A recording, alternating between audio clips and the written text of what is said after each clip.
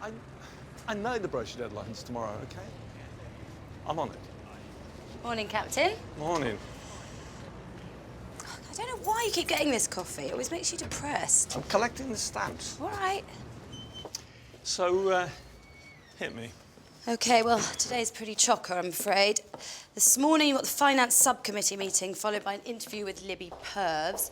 Midday, you've got fundraising pitches and approval of the main house poster. Oh, and then we've also got the musical pitches interspersed with that. OK so far? Check it out. Same profile, right? I mean, it's nuts. People literally stop me in the street asking if I'm him. Who, exactly? David Beckham, of course. Now, I was thinking we could do a show called Moving the Goalposts. It's a musical about Beckham's life after football. Life in the real world. Golden balls to lead balls. What happens to the man when he stops being the man? Is he less of a man? Is he simply a man? I get the man bit, but I'll just have to think it through, OK? Rory, thank you very much. Just 2 minutes, one song. I need to put my boots on, just to help me get in the mindset.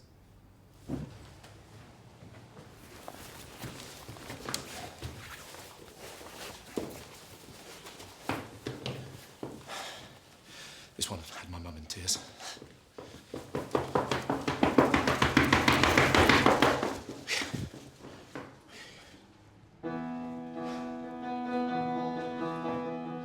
My feet, sorry, a bit out of breath. My feet are tired, my heart is glooming. I feel the end of extra time looming. It's grim when you sense the abyss before you. I know that it's affecting the kids and Victoria. I need to give my life a whole new lease. Just like that famous free kick I scored against Greece. Retrain, though the night is young. Retrain, what should I become? A new destiny, what could I be? Oh, England, you will see when I retrain. Retrain, though the night is young. Retrain, what could I become? Hi, sorry, Rory. Urgent phone call from LA, so... Sorry. I'm so sorry. I'm so sorry, Rory. That was illuminating. I just need a chance to have a bit of a think. Never think, David. Go with your heart. David Beckham. That's great. That's really great. I think you like it. You know how important the work we do with young people is. If we do it, they get profile, we get profile. And you know how important profile is for us. But to do it, we need money. About £1 million. And that's where you good people come in. So, any questions? We heard you were looking for a musical. Oh, did you now? We've got an idea we'd like to share with you. Bill? Okay, it's set in the city. It's about a group of bankers. These guys work very hard by day. They slog, they battle, they grind. But when the sun goes down, they get to do a job they really love. They become Strippers! Oh, right. It's called Birthday Suits because it's about people who wear suits, and also because birthday suit is another word for... Yes, no, I got it. Excellent. Commute, commute. Snatch a breakfast of bread. Brokering a deal, we're gonna fret. We're gonna work up a sweat. 6 p.m. comes and we're out of the door. Free of our shackles, we are bankers no more. Take off our clothes, we are finally free. Now that I'm naked, I'm the genuine me. You put on our musical. We give you your $1 million. It's Peter Bazalgette. He's got 2 minutes. Baz! Good to hear from you. How can I help? David, down here. I've got an idea. I emailed Cindy, but she didn't seem to be able to fit me in today. Baz, the reception's really not good up here. Can I, I'll call you back in 5. In 2 then. Eddie. I was thinking quite a dark piece. So, children, a family, a male nanny. It's a kind of edgy Mary Poppins. Right. Because I was hoping to use this technique that I learnt on Les Mis, which is basically that you start singing, but without musical accompaniment. So it's a cappella, you kind of draw the audience in. I feel it most in public places. I feel the judgment and the fear. Glassy eyes and frowning faces, scowling harder as I draw near. I am a man who spends his days with children. Think real, think royal court. In the 21st century, mothers draw the little ones to them as if the one with the problem is me.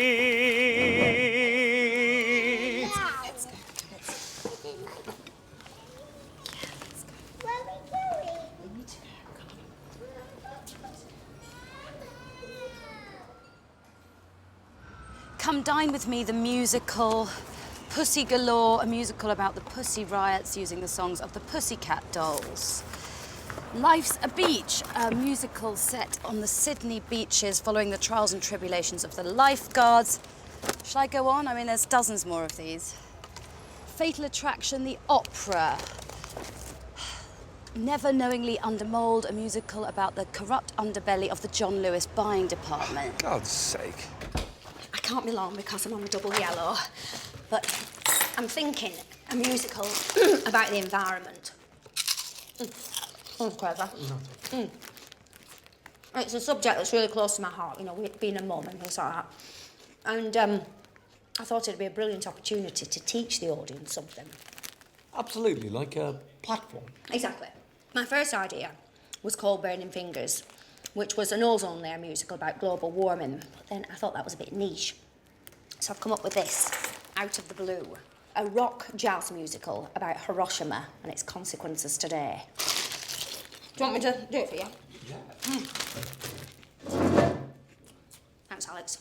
The air stands still, the clouds turn dark, faces turn to heaven, something's leaving its mark. Boom! It came out of the blue. Boom, boom! There was nothing we could do. Boom, boom! Buildings crumbled to dust, cars began to rust, and people would just combust. Powerful, eh?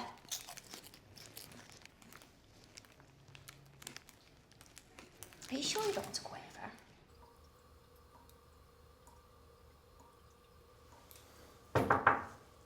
Mr. Lang, I see you come in here. You cannot hide. It's me, Pavel. I hear you're looking for a new idea for show. I'm on a break, Pavel. Do you mind? Sorry. A young man arrives in London to seek his fortune. He does not speak the language. He does not know one single person. The city is dark, cold, lonely. The boy, he is hungry and frightened. He hides in abandoned tube station and waits for death. In the nick of time, he is met by a young Cockney boy who introduces him to a shady criminal world with the pickpocketing, etc.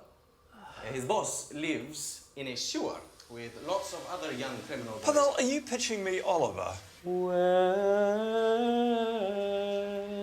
love? Oh, come on. Because, you know, I play Oliver back home. Yes, Pavel, you told me. Twice. Okay, then. We're not doing Oliver, Pavel. It's a feminist musical. Right. Wait for this. All dolled up. It's a fictional prequel to A Doll's House. Uh-huh. It's Nora, but as the fun-loving girl she could have been. And we call her Laura. It's more accessible. And what happens to Laura? Well, we'd investigate the plight of the modern female. You know, free to make choices, but then just ironically drowning in them. She's just an ordinary woman doing really ordinary things, like living in Hackney or having the old McDonald's, hating herself for it, stressing about her figure, losing her Oyster card. I mean, that happened to me this morning, so... Maybe I'm missing something, Hattie, but this would be appealing. Why? It's an exploration of what could have been. A Laura for our times. Girl who drinks wicked, snogs under blokes and throws up in the back of the cab. A Laura before she met Torvald. But we call him Steve. It's more accessible. No.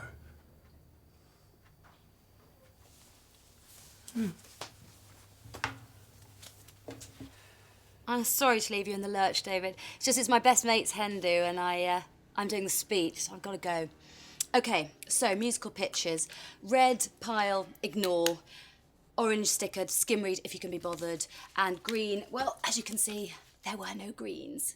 Okay, don't stay too late. See ya. Bye. Bye, Cindy. Thanks for your help.